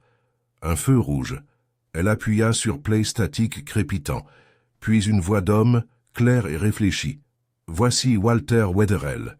Si quelque chose m'arrive, considérez ceci comme mon récit. On dit que la confession absout. Mais je n'ai plus aucun prêtre à qui faire confiance. » L'enregistrement a continué. Sa voix était calme, méticuleuse, glaçante. Le projet a commencé en 1949, avec Fairbank, Hartlegg, Weatherby et moi. Nous avons enterré plus que de l'argent. Nous avons enterré des réputations. Les gens nous ont payé, des familles riches, des profiteurs de guerre, des membres du clergé, pour faire disparaître certains objets. Nous les avons cachés dans l'endroit le plus sûr que personne ne remettrait en question, parmi les morts. Le tailleur de pierre, Corbin, ne l'a jamais su au début. Puis il l'a découvert, Fairbank aussi. Nous les avons donc payés. Et lorsque le paiement n'était pas suffisant, nous avons utilisé peur. Une pause. Lucy Corbin n'était jamais censée le savoir. Mais son père l'aimait trop. C'était sa faiblesse. Il le lui a dit. Puis il a essayé de nous arrêter. C'était le mien. J'aurais dû le faire taire plus tôt. La bande s'est détachée. Miss Marple resta silencieuse pendant un long moment. Voilà donc la vérité, enregistrée non par culpabilité, mais par calcul. Un homme comme Wetherell ne laisserait pas de preuves, à moins de craindre que les murs ne se refermât. Elle se tourna et descendit la tour avec précaution, le cartable pressé contre son côté. Elle avait désormais tout ce dont elle avait besoin. Mais Wetherell était toujours là, et elle avait l'intention de l'attirer. Plus tard dans l'après-midi, la rumeur s'est répandue, délibérément et stratégiquement, que Miss Marple avait découvert quelque chose de vital dans le beffroi, et qu'elle le remettait aux autorités. Peu importe que l'inspecteur ait déjà entendu l'enregistrement. Ce qui comptait, c'était que le village pensait que le secret n'avait pas encore changé de main. L'appât était posé. Et bien sûr, alors que le crépuscule se glissait, Sur les toits et que les lampes étaient allumées aux fenêtres du salon, un visiteur arriva à Hillside Cottage. Il n'a pas été annoncé. Il n'a pas frappé. Miss Marple, qui préparait le thé, leva les yeux lorsque la porte s'ouvrit. Walter. Wetherell entra comme si la pièce lui appartenait. Ses cheveux grisonnants étaient lissés en arrière, son pelage impeccable, ses yeux perçants. Il ferma la porte derrière lui et sourit. « Mademoiselle Marple, j'avais espéré que nous aurions une conversation, juste vous et moi. » Elle fit un geste, poli vers le foyer. « Asseyez-vous, monsieur Wetherell, du thé ?» Il déclina en inclinant légèrement la tête. « J'ai entendu dire, dit-il en regardant autour de lui, que vous aviez trouvé quelque chose de gênant. » Miss Marple croisa les mains sur ses genoux. « Pas gênant, monsieur Wetherell, juste en retard. Le passé a une façon de mûrir, ne trouvez-vous pas? Comme de vieux fruits dans une cave. Caché assez longtemps, il commence à dégager une odeur. » Il rit légèrement. « Vous avez toujours eu une tournure de phrase. Mais ne jouons pas timidement, Miss Marple. Vous avez trouvé ma voix. Et mes mots. Je suppose que vous avez écouté. »« Je l'ai fait, » répondit-elle doucement. Un récit plutôt franc, mais sans remords.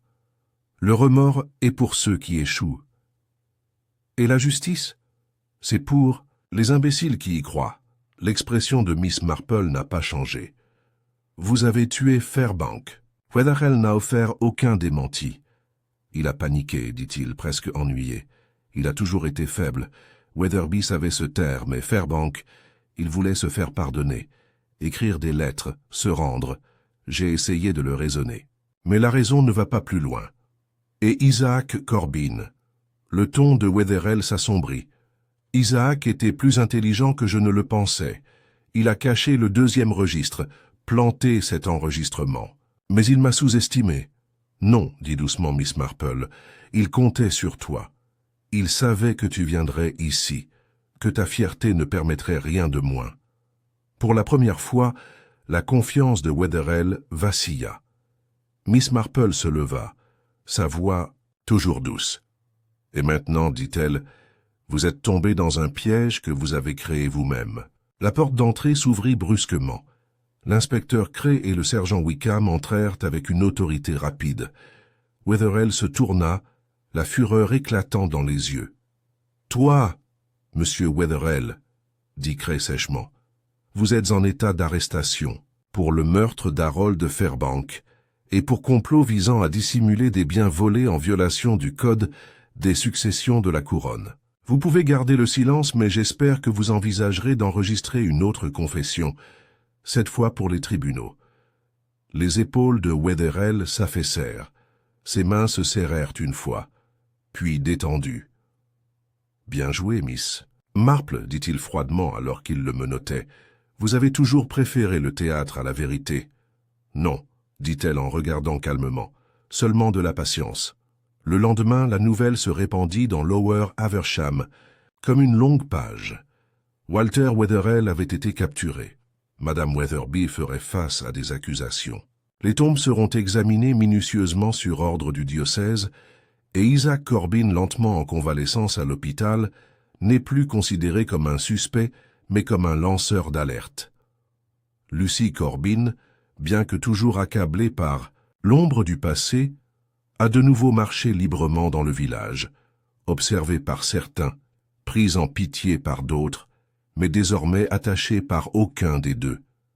Et mademoiselle Marple? Elle était assise dans son jardin cet après-midi-là, profitant d'une douce brise qui remuait les pâquerettes. Le mystère était résolu, et pourtant, elle savait qu'il n'était pas terminé. Il y avait toujours des cicatrices, des fissures cachées dans la vie des gens, des secrets qui, bien qu'enfouis, n'ont jamais vraiment cessé de respirer. Elle leva les yeux vers le clocher lointain, dont la cloche était toujours silencieuse. « Laisse ça reposer, » murmura-t-elle, presque pour elle-même. « Laissons enfin les morts dormir en vérité. » Elle se remit à tricoter, et le village, toujours résilient, reprit tranquillement vie. Dimanche est arrivé avec un ciel clair et des vents doux, le genre de journée de printemps qui faisait sortir les villageois de leur maison et remplissait les ruelles du rythme tranquille de la vie ordinaire. Le scandale de l'arrestation de Walter Wetherell bourdonnait encore sous la surface, mais Lower Haversham, fidèle à sa nature, avait déjà commencé à apaiser son malaise avec la routine et la conversation. À l'église Saint-Barnabé, le révérend Harding s'est tenu devant une congrégation clairsemée, offrant un sermon sur le renouveau et les vérités cachées, un choix judicieux, quoique involontaire. Miss Marple était assise sur son banc habituel, calme et attentive. Sa seule présence suffisait à calmer les esprits. Après tout, n'avait-elle pas vu le pire et n'avait-elle pas été touchée? Pourtant, sous son extérieur calme, ses pensées étaient encore en train de passer au crible. Elle savait que l'affaire n'était pas entièrement close. Oui, Wetherell avait avoué, à voix haute et par écrit, le stratagème, le vol et la mort de Fairbank. L'enregistrement récupéré du clocher laissait peu de place à l'ambiguïté. Et pourtant, quelque chose restait en suspens, comme un livre laissé ouvert un chapitre trop tôt. Lucy Corbin avait repris ses promenades dans le village. Son retour à la vie publique avait été accueilli avec des hochements de tête prudents et parfois des regards détournés.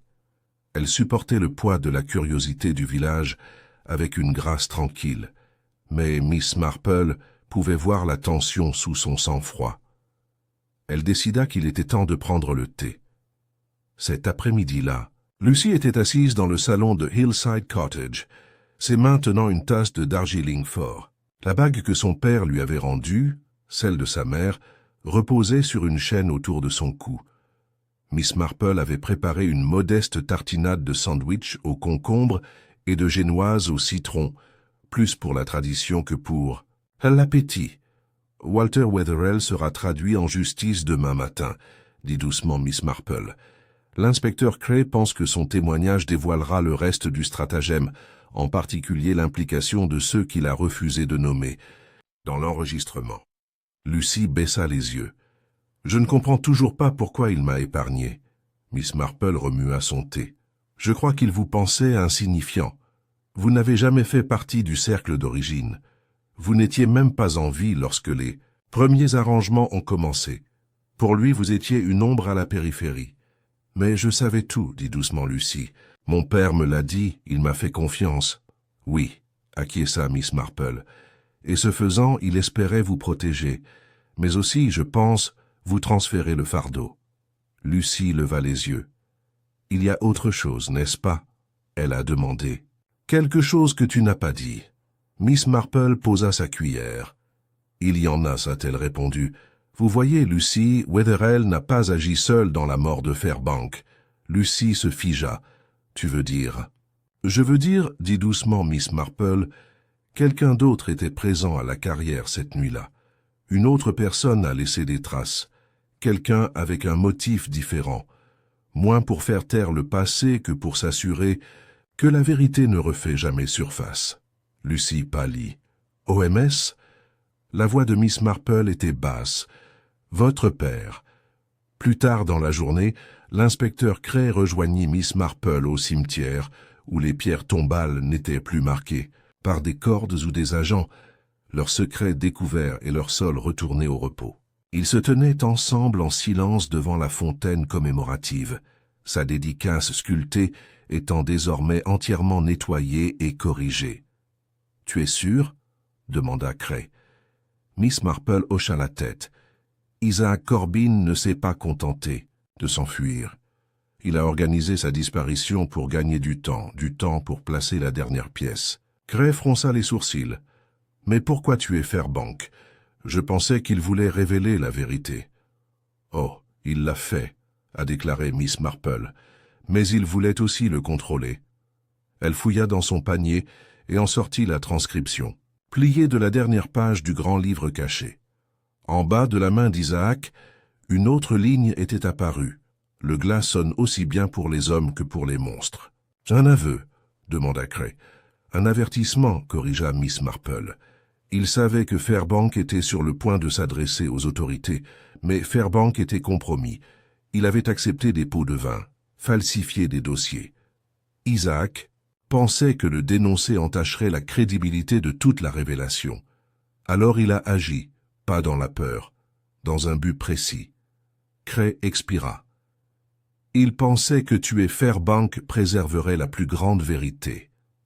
Oui, dit-elle. Mais un meurtre, aussi motivé soit-il, reste un meurtre.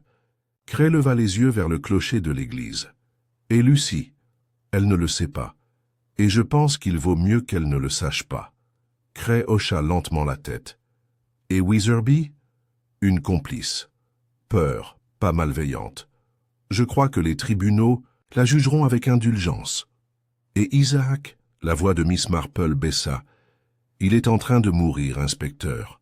Les blessures qu'il a subies lorsque Wetherell l'a attaqué étaient bien pires que nous le pensions. Ses poumons sont défaillants. L'hôpital m'a écrit ce matin.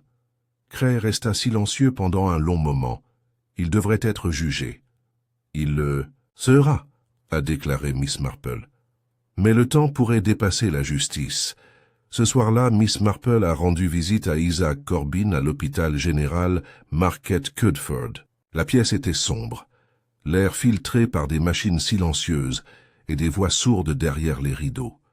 Isaac restait immobile, pâle contre les draps, la respiration superficielle. Il tourna la tête lorsqu'elle entra, une lueur de reconnaissance dans les yeux. « Miss Marple, râla-t-il, tu es venue. »« Je le fais toujours, » dit-elle en s'asseyant à côté de lui. « Tu as laissé du fil d'Ariane, Isaac, assez pour que quelqu'un puisse te suivre. Je voulais que ça se termine. Je sais. » Les yeux d'Isaac scrutèrent son visage. « Est-ce que Lucie... » ?»« Non, » dit-elle doucement. « Elle connaît la vérité sur Wetherell, cela suffit. » Une pause. Je ne pouvais pas laisser Fairbank le dire. Cela aurait tout gâché. Miss Marple lui prit la main. « Vous vouliez révéler la vérité, pas détruire le village, je comprends. Mais vous devez comprendre ceci. Aucune vérité ne survit proprement lorsqu'elle est lavée dans le sang. » Il ferma les yeux. « Je sais. » Dehors, le vent remuait les arbres. À l'intérieur, la respiration d'un homme devenait de plus en plus lente. 2 jours plus tard, Isaac Corbin décédait. Tranquillement, sans cérémonie. Le village reçut la nouvelle avec des hochements de tête solennels. Les funérailles furent brèves et respectueuses. Lucie se tenait seule au bord de la tombe, vêtue de gris, l'anneau à son cou scintillant faiblement au soleil. Miss Marple regardait à une courte distance. Elle ne s'est pas immiscée. Certaines vérités sont enterrées non pas pour se cacher, mais pour guérir.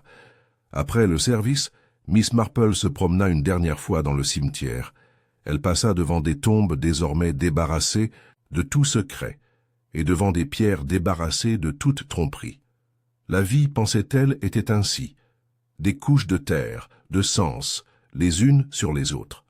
La plupart des gens n'ont vu que l'herbe. Quelques-uns ont creusé plus profondément. Et voilà, le creusement était terminé. Ce soir-là, de retour à Hillside Cottage, Miss Marple retourna à sa tranquillité. Le mystère avait touché à sa fin, mais non sans coup. Le vent pressait doucement les vitres. Le feu crépitait faiblement. Elle souleva enfin son tricot et monta un nouveau rang. Et alors que le premier point se mettait en place, elle se murmura « Tant de secrets. » Et pourtant, les gens pensent que les morts ne peuvent pas parler. Elle sourit légèrement. Mais ils le font. Oh, comment ils le font. Le printemps a cédé la place au début de l'été à Lower Haversham, avec toute la grâce attendue de la campagne anglaise. Des jacinthes épaisses dans les haies, l'odeur de l'herbe coupée suspendue au-dessus des cottages, et le son des rires des enfants dérivant dans l'air de l'après-midi comme un hymne à la guérison. Et pourtant, sous la surface de ce renouveau serein, le village portait les contours subtils d'une blessure pas encore complètement refermée. Les tombes de Saint-Barnabé avaient été refermées. La fontaine commémorative portait désormais la gravure correcte. La cloche de l'église, silencieuse depuis des semaines, avait été autorisée à sonner à nouveau le premier dimanche de juin. Un seul carillon riche et grave résonna dans le cimetière ce matin-là, comme pour annoncer non pas le triomphe, mais la clôture. À l'intérieur de l'église, les bancs se remplissaient lentement. La congrégation était plus petite que d'habitude, moins d'habitués âgés, des visages plus solennels. Miss Marple, assise à sa place habituelle, les mains doucement croisées sur ses genoux, nota qui était revenu et, plus important encore, qui ne l'était pas. Lucy Corbin est arrivée tranquillement, portant un doux châle lavande sur sa robe. Elle ne marchait plus la tête baissée, mais elle ne souriait pas non plus volontiers. Son chagrin s'était adouci en une résolution calme, une résolution que le village avait commencé, avec prudence, à respecter. Elle avait commencé à travailler à temps partiel à la bibliothèque, et beaucoup en étaient venus à admirer sa douce maîtrise des heures de lecture des enfants. Le village, à sa manière, lui avait pardonné ce que exactement personne ne pouvait vraiment dire. Mais le pardon avait été accordé, tacite et complet.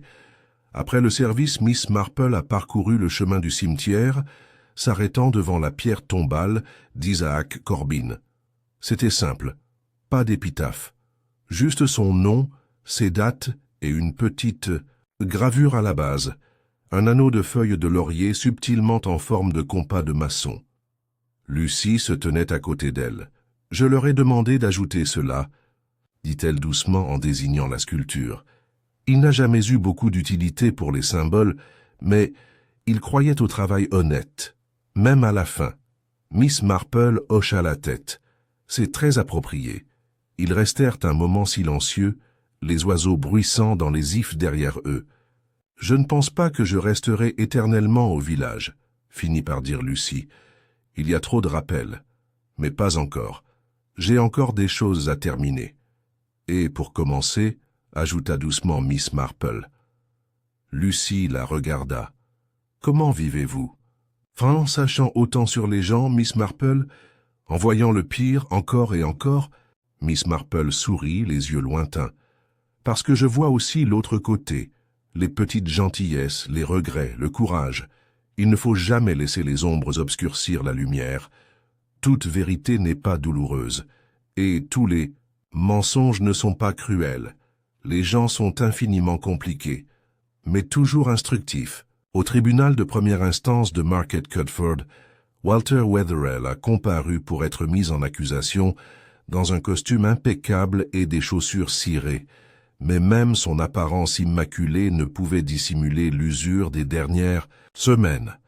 La salle d'audience était bondée. Les journalistes étaient alignés sur les bancs, leurs stylos grattant furieusement pendant que les accusations étaient lues à haute voix. Complot en vue de frauder, dissimulation illégale, d'actifs financiers, manipulation de documents officiels et un chef d'accusation de meurtre au 2e degré. La défense a plaidé non coupable pour l'accusation de meurtre, mais coupable pour le reste.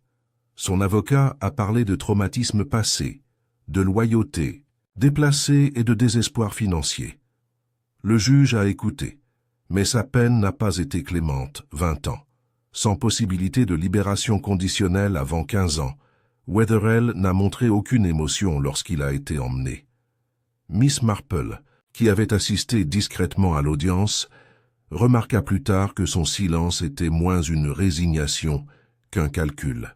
« Il n'a pas fini », dit-elle à l'inspecteur Cray alors qu'il sortait au soleil. « Les hommes comme Wetherell ne vivent pas pour la liberté. Ils vivent pour le contrôle. Et il croit toujours qu'il l'a, d'une manière ou d'une autre. » Cray soupira. Il devra se contenter du contrôle d'un échiquier de prison. Ils marchèrent en silence pendant un moment. Puis Cray a ajouté « C'est étrange. Avec le départ de Fairbank et la mort de Corbin, il ne reste plus personne qui puisse témoigner pleinement de l'ampleur de ce qui s'est passé. Mais d'une manière ou d'une autre, on a l'impression que la justice a encore fait son chemin. C'est souvent le cas, a déclaré Miss Marple, quand les gens ont le courage de parler, même à voix basse. Ce soir-là, à Lower Haversham, la place du village était inhabituellement animée. Une fête d'été, longtemps reportée, avait été organisée à la hâte par le Cercle des femmes, avec des stands de limonade, une modeste fanfare et des rangées de livres d'occasion vendus au profit du fonds de restauration des cloches de l'église. Il n'y a pas eu de discours, aucune dédicace, seulement le murmure chaleureux de la conversation et le tintement des tasses de thé. Miss Marple a pris place au stand de broderie où elle s'était portée volontaire pour faire une démonstration d'un point traditionnel du Somerset. Elle trouvait du réconfort dans le rythme et en compagnie de ceux qui ne remettaient de plus en question sa présence, mais l'admirait tranquillement. Le révérend Harding est passé par là en levant son chapeau. « Bonne journée, Miss Marple. »« C'est effectivement le cas, » a-t-elle répondu. « Le meilleur type de journée quand rien d'inhabituel ne se produit. » Il rit. Un changement bienvenu après le printemps que nous avons connu. Un instant plus tard, Lucy Corbin arrivait à ses côtés, portant dans l'autre main une assiette de scones et un cahier. « J'ai écrit, » dit-elle. « Pas exactement un journal intime, mais un récit. De tout, d'après mes souvenirs. J'ai pensé que cela pourrait aider. » Miss Marple leva les yeux de son travail de couture. « Ce sera le cas. Pas seulement pour vous, pour les autres. » Lucy hésita. « Voulez-vous le lire ?» Miss Marple accepta le cahier sans hésitation. Ce serait un honneur. Et sur ce, Lucy s'éloigna, s'arrêtant brièvement pour tendre un scone à la confiture à Freddy Lovelace, qui, toujours curieux et incorrigible, s'occupait désormais de la table, deviner le nombre de billes. La vie, pensait Miss Marple, avait une façon remarquable de se restaurer, même sur des pierres fissurées. Cette nuit-là, alors que le ciel s'assombrissait et que le silence s'installait à nouveau sur le village, Miss Marple était assise, près de son feu, ses lunettes perchées sur son nez, lisant la première page du récit manuscrit de Lucy. « Je croyais autrefois que les secrets pouvaient protéger les personnes que nous aimons. Maintenant, je sais qu'ils ne peuvent que retarder ce à quoi il faudra un jour faire face.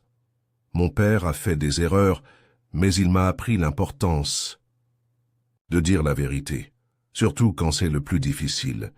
C'est l'histoire de ce qui a été enterré et de ce qui a été trouvé. » Miss Marple ferma le cahier, sa main posée légèrement sur la couverture. L'horloge sonna 9 heures. Elle attrapa son tricot, mais ne commença pas un nouveau rang. Au lieu de cela, elle s'assit tranquillement, le bruit du vent et le grincement, lointain de la porte du jardin lui tenant compagnie. Et dans ce silence, elle s'autorisa une dernière pensée. La vérité, aussi profonde soit-elle, a des racines. Il va croître à nouveau, même dans les coins les plus calmes d'un village. Comme Lower Haversham surtout là,